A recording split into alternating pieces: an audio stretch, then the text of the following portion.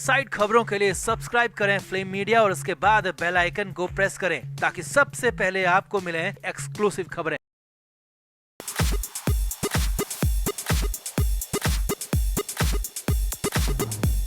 सिद्धार्थ शुक्ला इस दुनिया से जा चुके हैं, मगर उनके फैंस, परिवार और चाहने वालों को अब तक यकीन नहीं हो रहा कि सिद्धार्थ नहीं रहे। सिद्धार्थ ने अपने टीवी करियर की शुरुआत साल 2008 में की थी।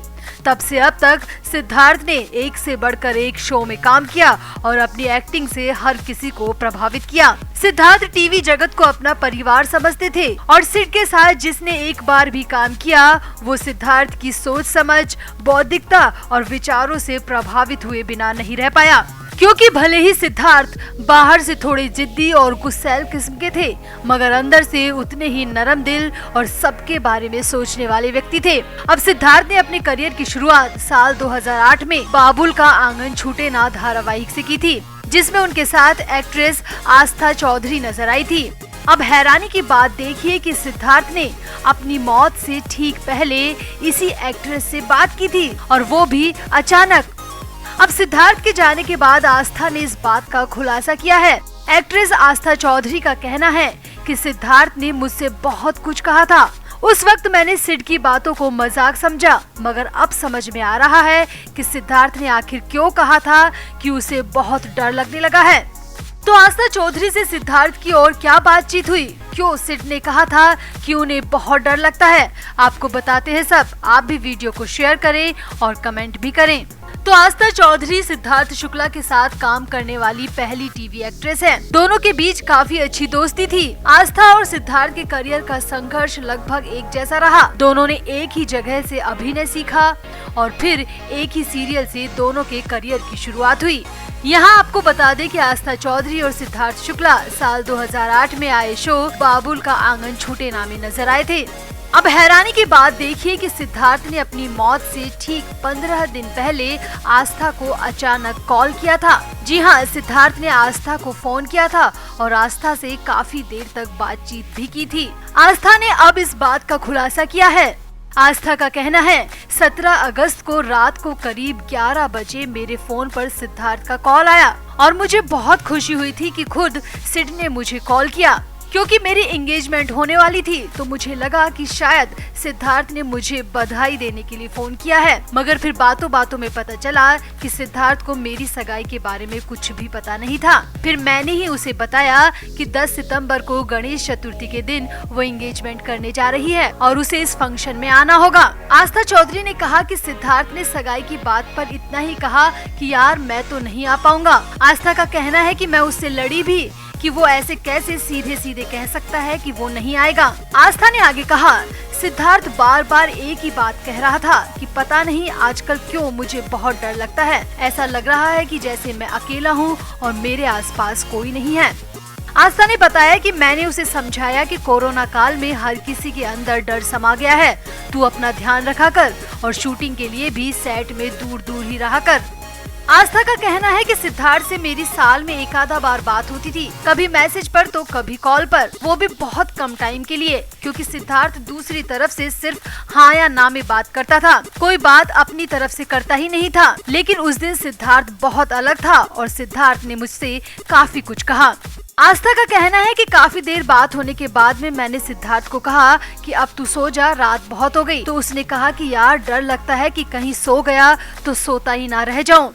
आस्था का कहना है कि अब जब सिद्धार्थ नहीं है तो मेरे कानों में सिद्धार्थ के वो ही शब्द गूंजते हैं। आस्था ने बताया कि 2 सितंबर को जब मुझे सिद्धार्थ की खबर मिली तो मेरे पैरों तले जमीन खिसक गई। मैंने मुंबई में अपने कई सारे दोस्तों को फोन लगाया, क्योंकि मैं इलाहाबाद में रहती हूँ तो मुझे लगा कि कहीं ये खबर झूठी है, इसीलिए मैंने कंफर्म करने के लिए दोस्तों को फोन किया, कहीं से तो पता चले कि ये सब फेक खबर है। मगर अफसोस कि वो खबर सच थी और सिद्धार्थ हमें छोड़कर जा चुका था। आस्था का कहना है कि मैं इतना सदमे में आ गई थी कि मैंने 2 दिन तक अपने घर में किसी से ना तो बात की और ना ही अपनी एंगेजमेंट की किसी तरह की तैयारी की।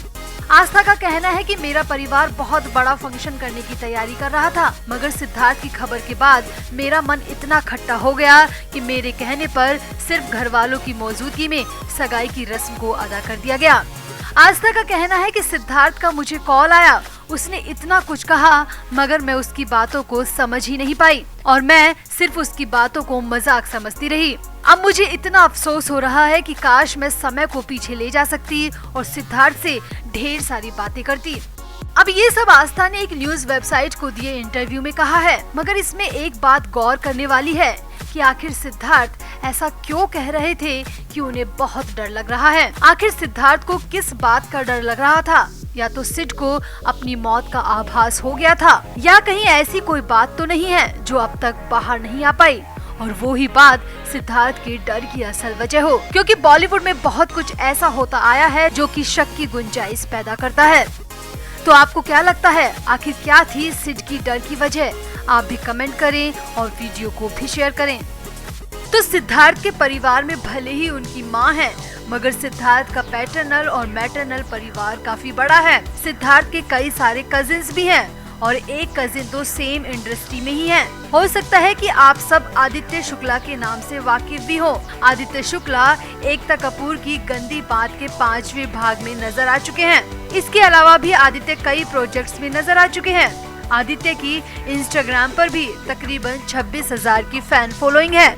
अब आपको सबको शायद पता ही होगा कि 16 सितंबर को सिद्धार्थ की मां रीता शुक्ला ने सिद्धार्थ की याद में अपने घर में शांति पूजा का आयोजन करवाया। अब इस पूजा में क्या हुआ, कौन आया, किसी तरह का अपडेट मीडिया को नहीं दिया गया। बेहद ही गोपनीय तरीके से ये पूजा संपन्न हो गई। ठीक उसी तरह जिस तरह बेहद प्लानिंग के साथ सिद्धार्थ के आखिरी दर्शन किसी को नहीं करने दिए गए थे। सिद्धार्थ के अंतिम संस्कार के दिन सेलिब्रिटीज सिड की मां और बहनों से रिक्वेस्ट करते रहे, मगर सिड का आखिरी बार चेहरा किसी को भी नहीं देखने दिया गया। क्यों? ये सवाल अब भी बिना जवाब के ही है। चलिए आगे बढ़ते हैं। तो अब 16 सितंबर को हुई पूजा में सिद्धार्थ के कजिन ब्रदर आदित्य शुक्ला भी पहुंचे थे। अब आदित्य को शायद उस दिन अपने भाई की बहुत याद सता रही होगी, तो उन्होंने बिना सोचे समझे उस पूजा के दौरान क्लिक की गई सिद्धार्थ की फोटो इंस्टाग्राम पर शेयर कर दी। साथ ही पोस्ट पे लिखा, अलविदा ऐसी चीज है जिसे कहना हमेशा बहुत मुश्किल होता है। आदित्य शुक्ला द्वारा शेयर की गई इस फोटो में सिद्धार्थ हंसते हुए दिखाई दिए। चारों तरफ सफेद फूलों की सजावट थी। फोटो पर सफेद फूलों का हार सजा हुआ था। मोमबत्ती और दियों से तस्वीर के आसपास सजावट की गई थी। अब जैसे ही आदित्य ने ये फोटो डाली तो फैंस फोटो देखकर बेहद भावुक हो गए और यकीन मानिए महज 15 से 20 मिनट के अंदर हजारों लाइक्स और हजारों कमेंट उस पोस्ट पर आ गए। चंद मिनटों में सिद्धार्थ की ये फोटो वायरल हो गई और कई लोगों ने इस फोटो को अपने पास सेव भी कर लिया, क्योंकि सिद्धार्थ की वो तस्वीर किसी को भी भावुक कर सकती थी। और अब तक सिद्धार्थ के घर के अंदर से कुछ भी सामने नहीं आया था, इसीलिए कुछ ही मिनटों में सिद्धार्थ के फैंस उस फोटो को शेयर और लाइक करने लग गए। अब आगे देखिए क्या हुआ। महज कुछ मिनटों के बाद आदित्य शुक्ला के इंस्टाग्राम अकाउंट से उस फोटो और पोस्ट को डिलीट कर दिया गया। जी हाँ, हैरानी की बात देखिए कि सिद्धार्थ शुक्ला की उस फोटो को आदित्य के इंस्टाग्राम अकाउंट से हटा दिया गया। अब सवाल ये है कि क्या आदित्य शुक्ला ने खुद ये पोस्ट डिलीट की है या फिर किसी के दबाव में आदित्य शुक्ला को ये फोटो हटानी पड़ी। आखिर क्यों आदित्य शुक्ला को ये फोटो डिलीट करनी पड़ी?